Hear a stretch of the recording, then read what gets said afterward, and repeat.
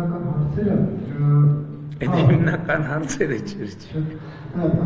Ոսկի ձկնիկի անեկդոտը գիտեք։ 300,000 ադրբեջանցիների թեման այս քարոզարշավի հիմնական բանավեճերից մեկն է։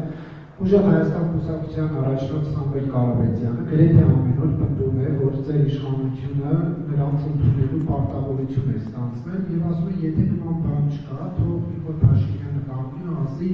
սուտ է։ Հիմա դուք ասում եք սուտ է։ Եվ վերջին հարցը,